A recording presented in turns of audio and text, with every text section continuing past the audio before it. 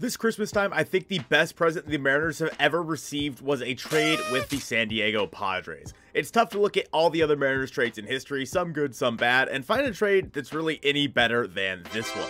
On August 30th, 2020, the Mariners got to unwrap their new present of Ty France, Taylor Trammell, Luis Torrens, and Andres Munoz in one of the most lopsided trades I think I've ever seen. The Mariners sent catcher and utility man Austin Nola and right-handers Austin Adams and Dan Altavilla to San Diego. Austin Adams had been really good for the Mariners that year, and Dan Altavilla hadn't been bad either. Austin Nola was having a career year as well. With that being said, these years for all three of these players coming from Seattle were kind of flash in the pan years. They weren't really that good of players, and it really showed as it went on in San Diego. First, we look at Austin Nola for the Mariners in 2020.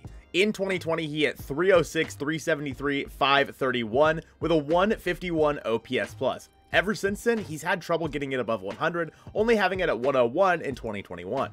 Austin Adams was coming off of the injured list, but in 2019, Adams put up a 3.77 ERA in 31 innings pitched, good for an ERA plus of 116. Since then, however, Adams has never been the same. He had a 4.5 ERA in 2020, a 4.10 in 2021, and in 2022 he pitched in just 2 games in 2.1 innings for the Padres. And currently Dan Altavilla is a member of the Boston Red Sox in the minor leagues. In 2020 for the Mariners, Dan Altavilla had a 7.71 ERA in just 11.2 innings. He had just come off the injured list and struggled in his first few games, but started to look like the Dan Altavilla that we all knew and loved ever since. He finished that year with a 3.12 ERA, and then in 2021 he had a 6.75 and was released by the Padres. For the Padres, Austin Nola is the only one that's really worked out for them, as he's provided them a 3.2 WAR in the past couple years. Otherwise, Austin Adams and Dan Altavilla have both been under half a WAR gain from the two of them, equaling about 3.7 WAR from all three players. For the Mariners, however, this was a different story. First and foremost, they got infielder Ty France, one of the best minor league hitters in baseball, but just really didn't have a position with the Padres. Obviously, France was an all-star in 2022 for the Mariners, and him alone equated for a 3.1 WAR just in 2022. To finish the year of 2020, France put up a 302, 362, 453 slash with a 128 OPS+,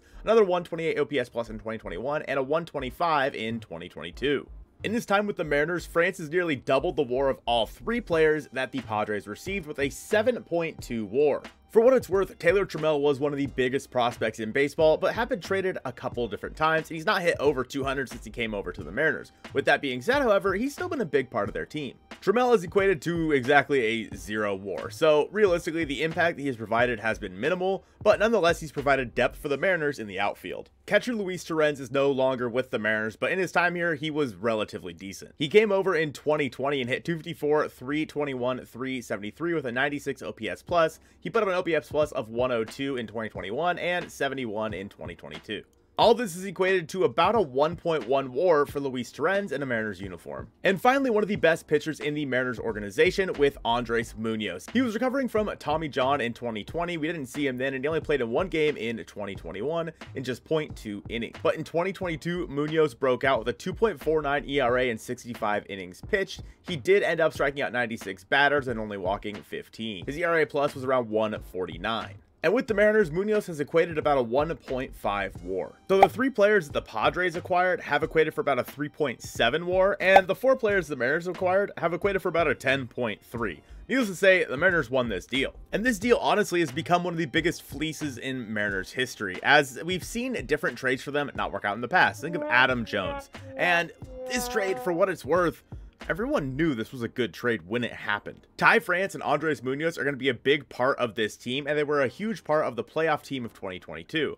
Luis Torrens, again, no longer with the Mariners. They could still re-sign him. And then, of course, we have Taylor Trammell, who I really want to see get going, but I just really don't see a spot for him anymore. Meanwhile, Austin Nola has been a serviceable player for the Padres, but that's about it. Revisiting one of the best Mariners trades in history is always a fun thing to do, but let's look at one of the trades they could be making over the next few months to make their 2023 team just that much better. I appreciate you guys watching this one. Merry Christmas to you, and go Mariners.